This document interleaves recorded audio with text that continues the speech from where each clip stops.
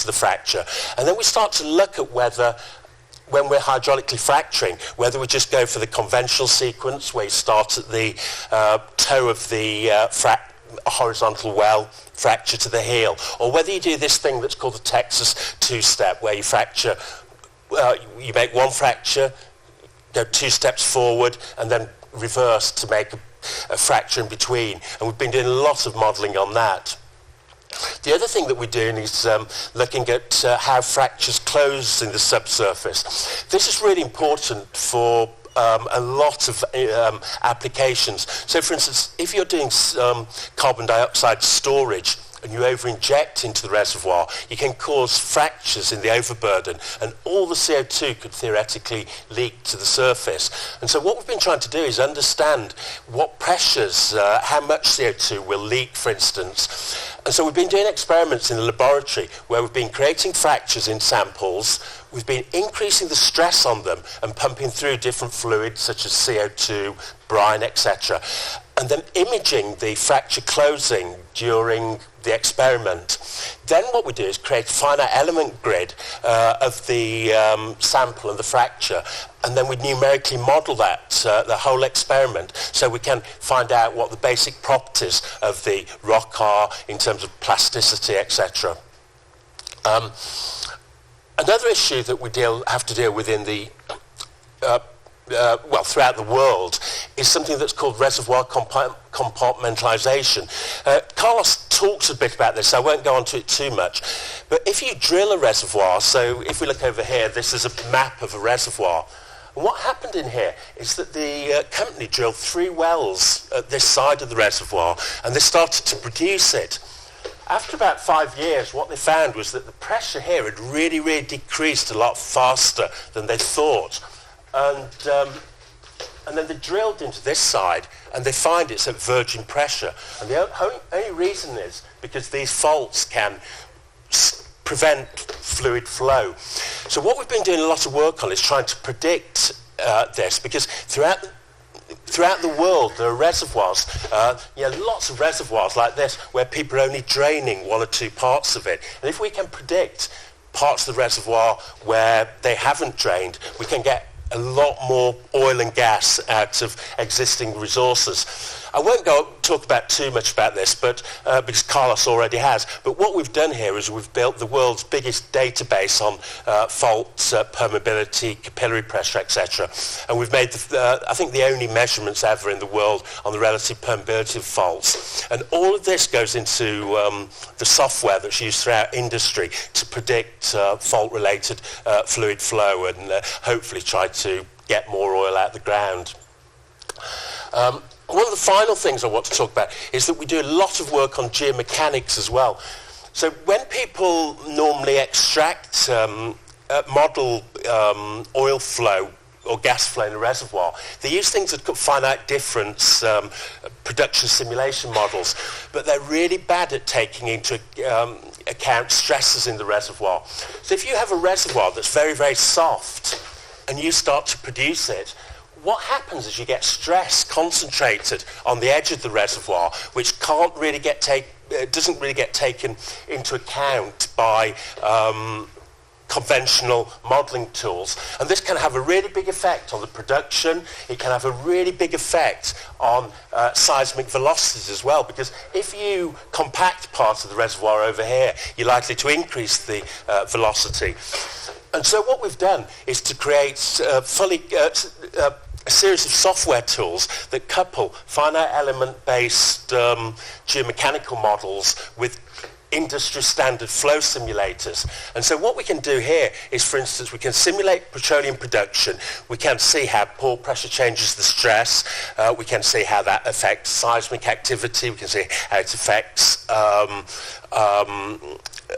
changes in things like the porosity, the compressibility, and we can use this to better interpret 4D seismic data. So what we've actually done is to create a whole new workflow.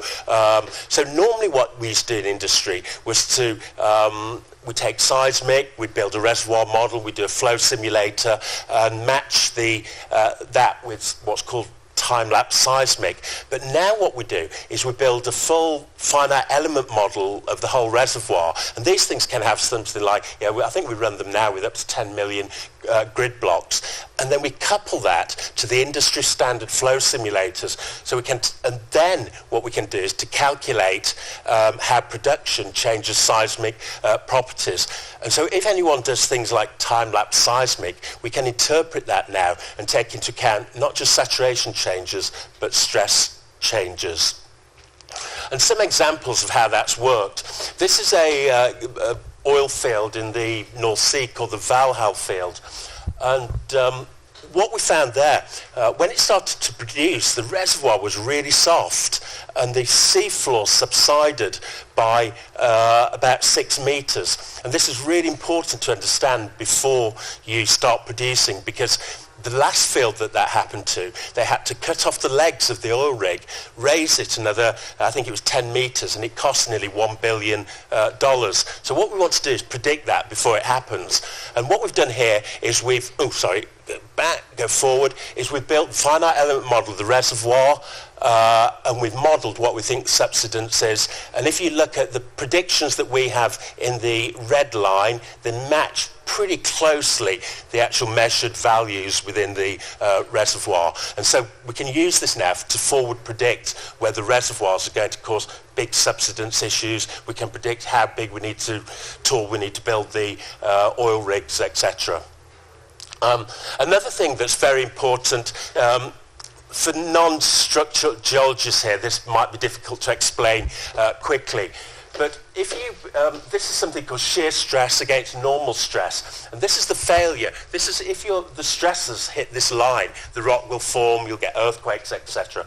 But as you produce a reservoir, what we find is that the size of the stresses actually increases. So we go from here to here. But if you re-inject into the reservoir, what happens is you can move towards the failure envelope, and that's really important for things like CO2 storage.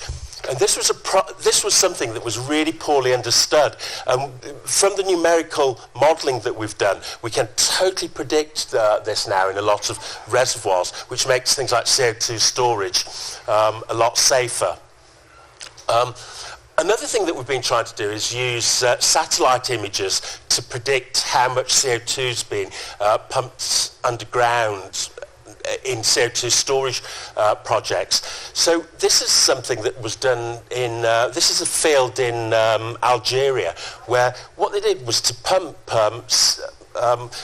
carbon dioxide back into the reservoir. And what we did was to use a satellite to monitor the ground movement, and we can pick up something like 1 millimeter of ground movement a year from space. And so what you can see here is the difference, height difference in the reservoir just above the injection wells. So from space, you can actually see exactly where CO2 is being injected underground. And what was interesting about this, we did a numerical model of this, and we could, from the INSAR data, we could predict quite accurately how much CO2 was pumped underground in that reservoir. And that's really important because a lot of countries like China, they say they're going to do CO2 storage, but they won't let you go and monitor it.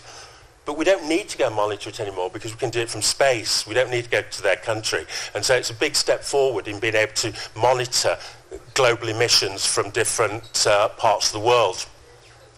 So look, what I've done there is just gone through very, very quickly the sort of work we do. I've not gone into a lot of depth, but if anyone's interested in any of it, just get in contact with me if you want to form collaborations. But what I've tried to show is that we're doing a big range of multidisciplinary projects, not just in the petroleum industry, but related to things like reducing greenhouse gas emissions.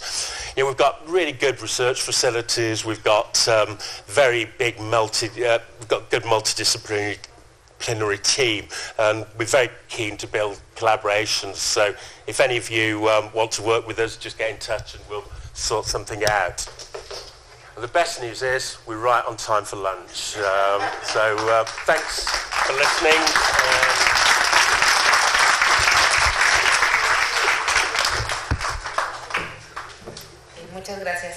Invito al doctor Arturo Palacio para la entrega de las constancias de participación de los doctores.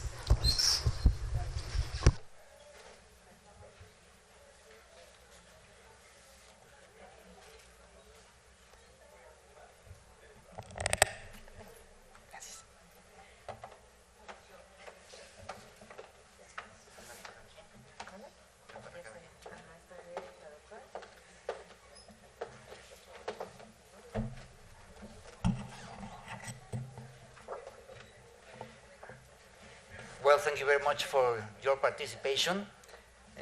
You are awarded a certificate, but in Spanish. So even though I will have to read it in Spanish, I thank you very much for your very good presentations. So if you don't mind, and if you do, no matter, I will read it in Spanish. And it says, la Facultad de Arquitectura, Diseño y Urbanismo de la Universidad Autónoma de Tamaulipas otorga la presente constancia a la doctora Rachel Sprax y al doctor Quentin Fisher por su participación como expositores en la Conferencia Hidrocarburos y Efectos Energéticos, impartida el 12 de marzo del presente año en el marco del Congreso Internacional en Energía, Implicaciones en Hidrocarburos y otras áreas, en la Facultad de Arquitectura, Diseño y Urbanismo de la Universidad Autónoma de Tamaulipas. Thank you very much.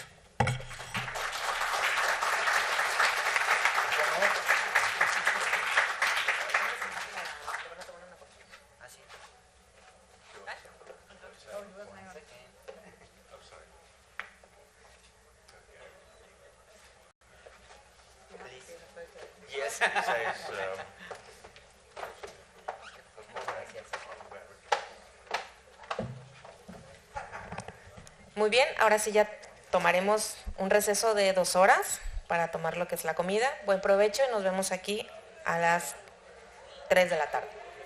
Buen provecho.